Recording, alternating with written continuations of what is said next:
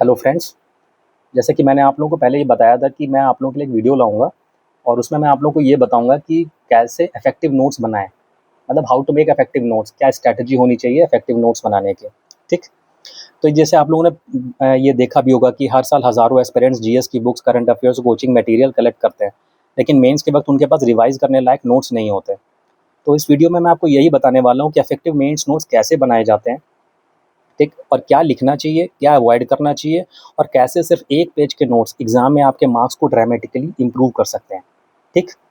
तो आइए शुरू करते हैं। तो पहला पॉइंट है, क्यों ज़्यादातर एस्पिरेंट्स मेन क्रैक नहीं कर पाते इतना पढ़ने पर भी। तो क्या रीज़न है? मतलब उनके पास क्या कंटेंट की कमी होती है? नहीं। उनके पास कमी किस चीज़ की होती है? रिवीजन और रिकॉल करने लायक जो नोट्स होते हैं उनकी कमी होती है। ठीक। तो इसलिए नोट्स कैसे बनने चाहिए? Notes should be exam oriented, मतलब जो आप बाद में रिवाइज कर पाओ, पॉइंट्स को रिकॉल कर पाओ। ठीक है। तो एग्जाम जो note should be exam oriented. ठीक। ये मैं धीरे धीरे आपको समझाऊंगा आगे आने वाले पॉइंट्स में। ठीक है। तो सेकंड पॉइंट क्या है, जो सबसे बड़ा जो मिस्टेक होता है नोट्स मेकिंग में, क्या होता क्या है कि जैसे मान लो आपने देखा होगा कि बच्चे क्या है, मतलब उनका जैसे एक एक माइंडसेट उनका बना हुआ है कि नोट्स बनाना क्या होता है, पूरी बुक को कॉपी करना। मतलब जैसे अगर मान लो 10 पेज का कोई सोर्स है, तो बच्चे क्या करते हैं, उसको ज़्यादातर कंसाइज भी अगर करेंगे तो 7 to 8 पेजेस में। तो ऐसे नहीं करना। ठीक। आप लोगों को जैसे अगर मान लो 10 पेज का कोई सोर्स है, तो मैक्स टू मैक्स 1 से लेके 1.5 पन्ने तक आपको कंसाइज करना है। ठीक। इसे कम भी कर सकते हो, इसे ज़्यादा नहीं जाना चाहिए। ठीक। जैसे उदाहरण के लिए, जैसे मान लो आप ज्योग्राफी में एक क्वेश्चन आया, महाद्वीपीय विस्थापन सिद्धांत।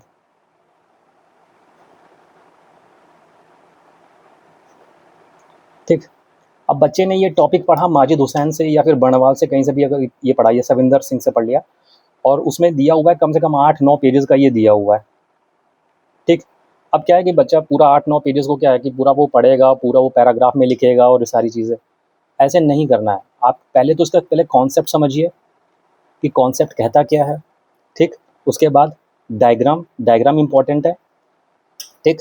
और डायग्राम के बाद क्या है कि महाद्वीपीय विस्थापन सिद्धांत में क्या क्या दिक्कतें थी, क्या समस्याएं थी, क्यों आलोचना हुई उसकी। ठीक है, आलोचनात्मक बिंदु, और फिर कैसे रेक्टिफाई हुआ, मतलब बाद में प्लेट विवर्तन की सिद्धांत आता है ना। तो इस तरह से आपके नोट्स एक सीक्वेंस में होने चाहिए, मतलब कोई भी टॉपिक लो तो उसको सीक्वेंस में पूरा समझा करके 1 से 1.5 पेज में मैक्स टू मैक्स को आप लोग कवर करिए। ठीक। इन्फॉर्मेशन को जितना आप लोग कंप्रेस करेंगे उतना ही आप लोग के लिए फ़ायदेमंद होगा। ठीक। क्योंकि notes are made for revision, not for collection. ठीक। थर्ड पॉइंट, नोट्स मैटर क्यों करते हैं। मतलब स्टूडेंट मेरे पास आते हैं तो ये पूछते हैं कि सर नोट्स बनाएं क्यों, हम बुक्स पढ़ करके और उसमें अंडरलाइन करके फिर डायरेक्ट हम क्वेश्चन अटेम्प्ट करें, आंसर लिखें, तो सर वैसे भी तो हो सकता है।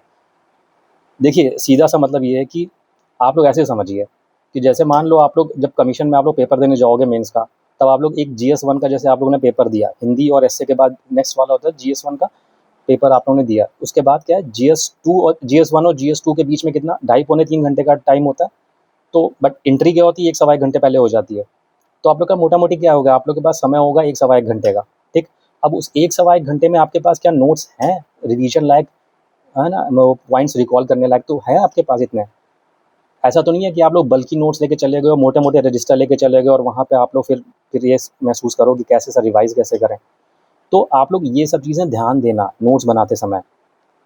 ठीक है, सिलेबस देखना, सिलेबस के अकॉर्डिंग में जो भी टॉपिक्स हैं, उस उन टॉपिक्स को एक नोट डाउन कर लो और फिर जब उनके नोट्स बनाओ तो बहुत कंसाइज फॉर्म में, 1 सवा 1, ज़्यादा 1.5 पन्ने का। ठीक। मैटर क्यों करते हैं, फॉर बेटर रिटेंशन, ठीक। Quick recall in exam hall. तीसरा, इंटरलिंकिंग ऑफ टॉपिक्स, ठीक। तो ये आप लोगों का हो गया कि नोट्स मैटर क्यों करते हैं, मतलब स्टूडेंट्स पूछते हैं ये बेटर रिटेंशन के लिए, quick recall in examination hall और इंटरलिंकिंग ऑफ टॉपिक्स, ठीक। फोर्थ पॉइंट,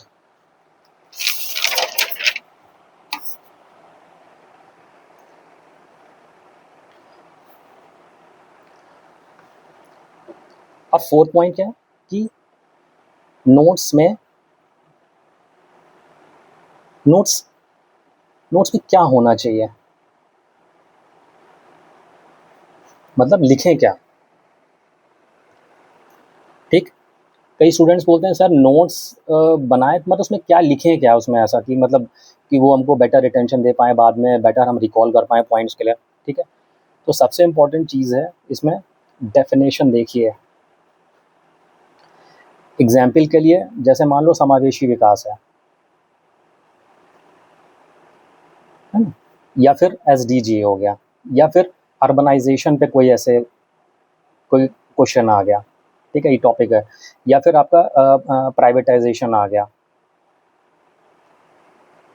तो आप लोग ये देखिए कि कौन सी बॉडी ने ये डेफिनेशन दिए, ठीक है, इसका डेफिनेशन देख लो, ठीक है। इसके अलावा पेपर टू अगर आया तो उसमें कॉन्स्टिट्यूशनल प्रोविजंस बहुत इंपॉर्टेंट है, वो आप लोग नोट डाउन करो।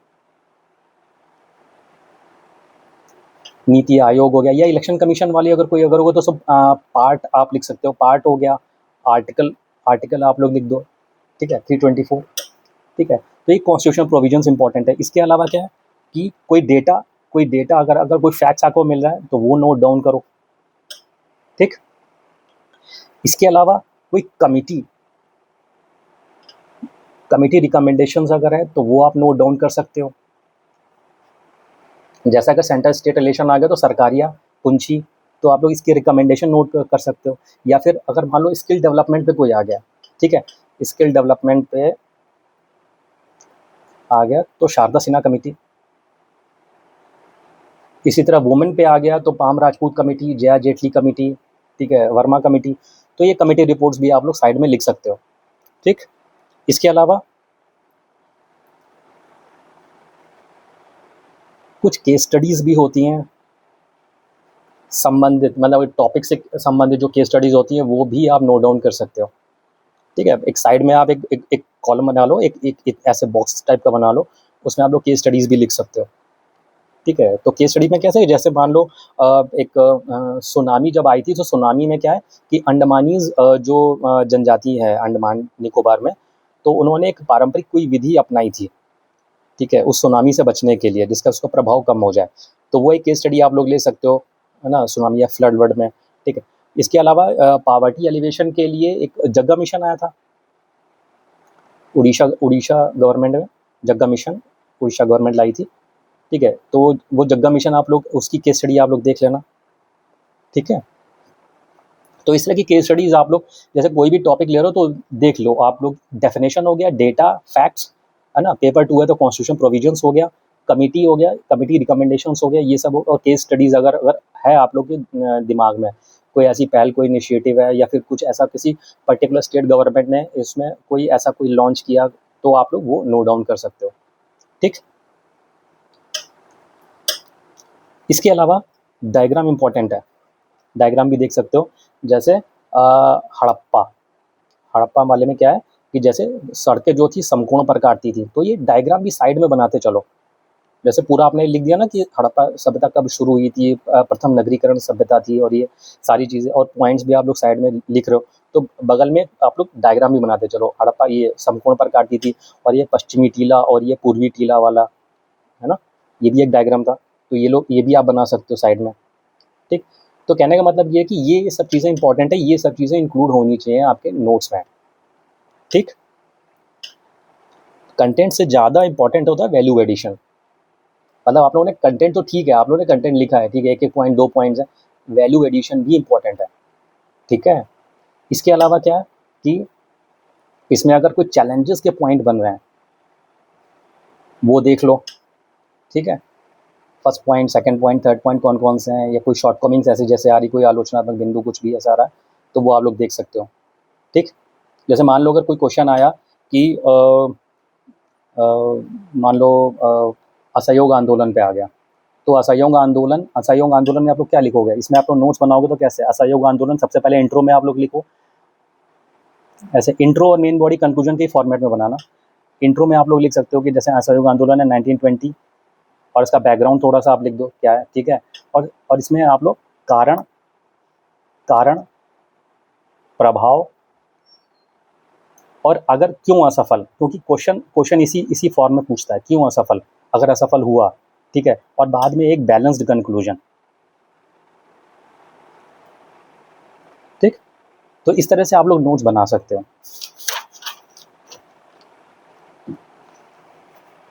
ठीक है। अब आते हैं 5th पॉइंट पे।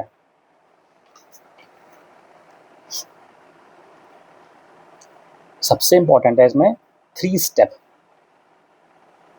Step notes making formula. 3 step note making formula क्या है, याद रखना हमेशा, SCR, मतलब सोर्स सेलेक्ट करो, C कंप्रेस करो ताकि रिवीजन लायक बन सके, ठीक। तो आप लोगों को सोर्स सेलेक्ट करना है, कोई स्टैंडर्ड बुक्स या स्टैंडर्ड कोई आप लोग के पास नोट्स है वो, उसको कंप्रेस करो, ठीक है, एकदम शॉर्ट में, और इतना कंप्रेस आप कर पाओ कि ताकि उसको जो लास्ट मोमेंट पे रिवाइज कर सको। तो इस तरह के आप लोग के नोट्स होने चाहिए, ठीक। जैसे कोई आप लोगों ने कोई न्यूज़पेपर आर्टिकल पढ़ा,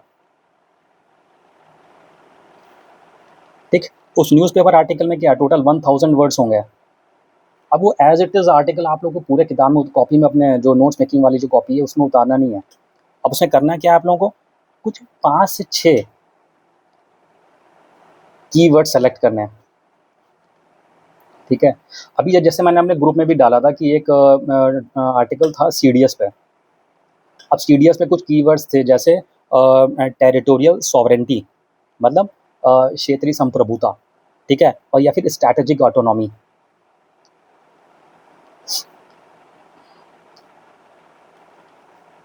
मतलब रणनीतिक स्वायत्ता, ठीक। तो कुछ कीवर्ड्स आप लोग सेलेक्ट कर लो, कुछ इंपॉर्टेंट कीवर्ड्स है, उस पर बेसिस आप लोग 4 से 5, उस पर बेसिक 4 से 5 आप लोग पॉइंट्स बना सकते हो, ठीक। डेटा और एग्जाम्पल ऐड करो, हो गया। मतलब इतना नहीं है कि मतलब जैसे आपने आर्टिकल पढ़ा और आर्टिकल फिर पूरा ही आप लोगों ने पूरा पैराग्राफ फॉर्म में लिखते चले गए, ऐसे नहीं। उसको कंप्रेस करो, रिवीजन लायक, अगर बाद में जैसे मान लो कोई वेस्ट एशिया में जो ये स्ट्रगल अब चल रहा है, संघर्ष चल रहा है, तो उसमें क्या है कि मतलब भारत की क्या भूमिका हो सकती है, भारत को कौन कौन से स्टेप्स उठाने चाहिए, ठीक है। तो वो पॉइंट्स में लिख लो, भारत के समक्ष क्या क्या चैलेंजेस आ सकते हैं वो एक तो 2-3 पॉइंट्स लिख लो, ठीक है। और कुछ कीवर्ड्स होते हैं, 2 कीवर्ड्स नोट कर लो, हो गया नोट्स। इसे ही नोट्स कहते हैं, और इसमें कुछ ऐसा नहीं है कि बहुत ज़्यादा लेंथी या बल्कि नोट्स हों, बाद में आप लोग को दिक्कत आए, ठीक। 4th, सॉरी, ये हो गया आपका 5th, और ये हो गया 6th पॉइंट, ठीक। अब आइडियल नोट्स का फॉर्मेट क्या होना चाहिए,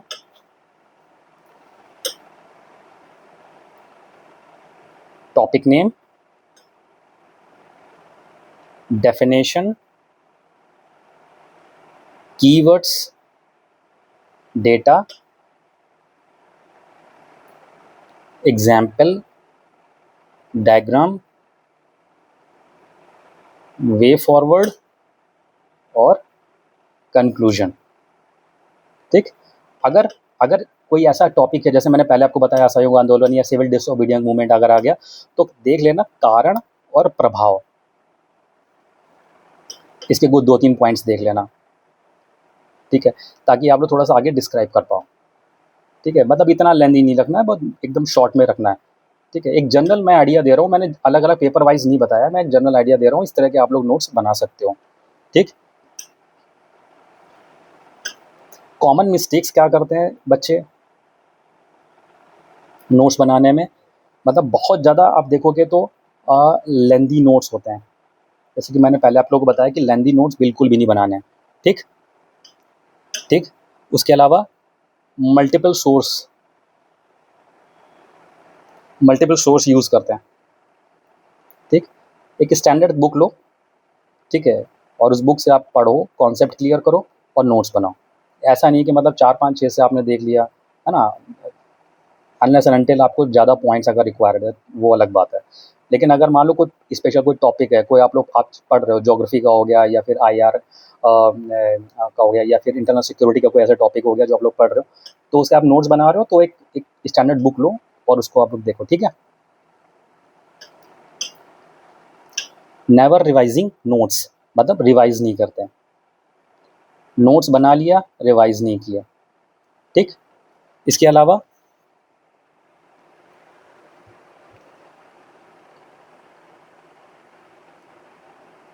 पैराग्राफ फॉर्म में लिखते हैं। आप लोग जब नोट्स बनाओ तो कोशिश करो बुलेट पॉइंट्स में, ठीक है, बुलेट पॉइंट्स में बनाने की, या फिर कोई सब हेडिंग ऐसे डाल सकते हो।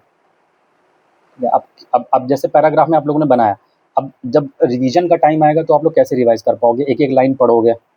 ठीक है, तो आप मतलब 1 घंटे, सवा 1 घंटे का टाइम होता है जब रिवीजन का, बीच में एक पेपर से दूसरे पेपर के बीच में, तो आप लोग मेरे ख्याल से 2 ही 3 आप लोग टॉपिक पढ़ पाओगे, है ना? तो वो समय ज़्यादा जाएगा आप लोगों का, तो उसका थोड़ा ध्यान रखना। ठीक, इसके अलावा मोस्ट इम्पॉर्टेंट थिंग जो कि मैंने अभी तक नहीं बताया है, वो ये कि बच्चे जो क्या है, अपडेट नहीं करते हैं करंट अफेयर से।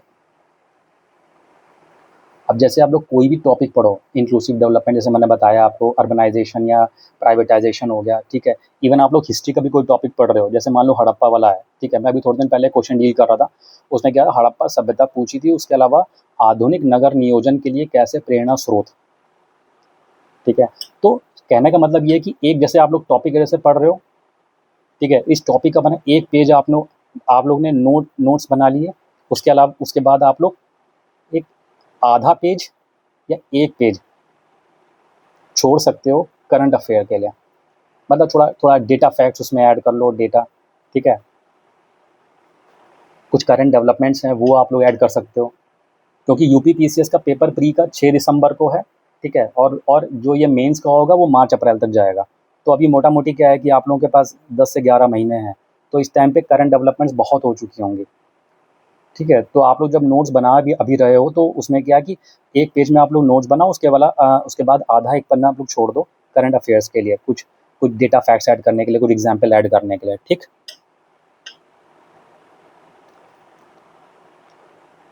पर्सनल सजेशन मेरा यही रहेगा,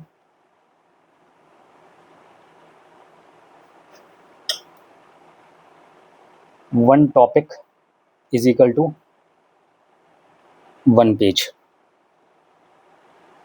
कंसाइज करके लिखें, लेंदी बिल्कुल भी नहीं करना, ठीक। Last but not the least, main is not a test of how much as you know, it is a test of how much you can recall and present in 7 minutes, ठीक। तो सबसे इम्पोर्टेंट जो last में मैं ये यही चीज़ बोलूँगा कि good notes is equal to better revision is equal to better answer is equal to better rank, ठीक।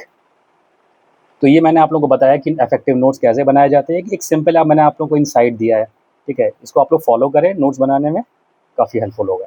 Thank you.